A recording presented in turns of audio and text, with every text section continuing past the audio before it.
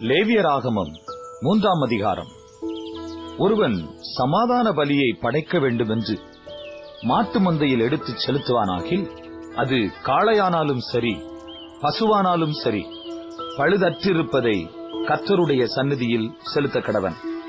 அவன் தன் பலியின் தலைமேல் தன் கையை வைத்து ஆசரிப்பு கூடார வாசலுக்கு முன்பாக அதை கொல்லக் கடவன். அப்பொழுது ஆரோனின் குமாரராகிய ஆசாரியர் அதன் இரத்தத்தை பலிபீடத்தின் மேல் சுற்றிலும் தெளிக்க கடவர்கள்.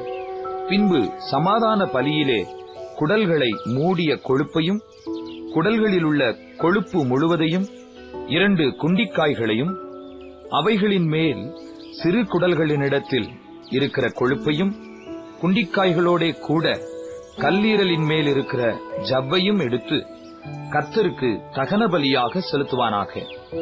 அதை ஆரோனின் குமாரர் பலிபீடத்து அக்கினியிலுள்ள கட்டைகளின் மேல் போட்டிருக்கும் சர்வாங்க தகன பலியின் மீதில் போட்டு தகனிக்க கடவர்கள்.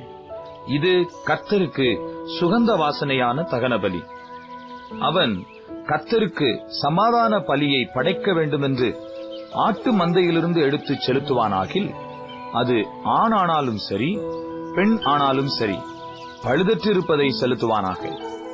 அவன் ஆட்டுக்குட்டியை பலியாக செலுத்த வேண்டுமானால், அதை கர்த்தருடைய சந்நிதியில் கொண்டு வந்து தன் பலியின் தலைமேல் தன் கையை வைத்து ஆசரிப்பு கூடாரத்துக்கு முன்பாக அதை கொல்லக் கடவன். அப்பொழுது ஆரோனின் குமாரர் அதன் இரத்தத்தை பலிபீடத்தின் மேல் சுற்றிலும் தெளிக்க கடவர்கள். பின்பு அவன் சமாதான பலியிலே அதன் கொழுப்பையும், நடுவெலும்பிலிருந்து எடுத்த முழு வாலையும், குடல்களை மூடிய கொழுப்பையும், அவைகளின் மேல் இருக்கிற கொழுப்பு முழுவதையும், 2 குண்டிக்காய்களையும், அவைகளின் மேல் சிறு குடல்களினிடத்தில் இருக்கிற கொழுப்பையும், குண்டிக்காய்களோட கூட கல்லீரலின் மேல் இருக்கிற ஜவ்வையும் எடுத்து கர்த்தருக்கு தகன பலியாக செலுத்த கடவன்.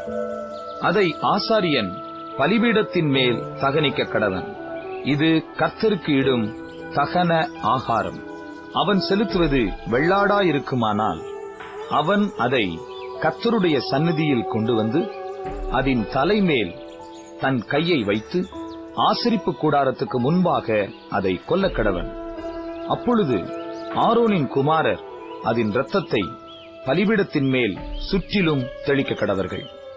அவன் அதிலே குடல்களை மூடிய கொழுப்பையும், அவைகள் மேலிருக்கிற கொழுப்பு முழுவதையும், 2 குண்டிக்காய்களையும், அவைகளின் மேல் சிறு குடல்களினிடத்தில் இருக்கிற கொழுப்பையும், குண்டிக்காய்களோட கூட கல்லீரலின் மேல் இருக்கிற ஜவ்வையும் எடுத்து கர்த்தருக்கு தகன பலியாக செலுத்த கடவன். ஆசாரியன் பலிபீடத்தின் மேல் அவைகளை தகனிக்க கடவன். இது சுகந்த வாசனையான தகன ஆகாரம். கொழுப்பு முழுவதும் கர்த்தருடையது. கொழுப்பையாவது இரத்தத்தையாவது நீங்கள் புசிக்கலாகாது. இது உங்கள் வாசஸ்தலங்கள் எங்கும் உங்கள் தலைமுறை தோறும் நித்திய கட்டளையாயிருக்கும் என்று சொல் என்றார்.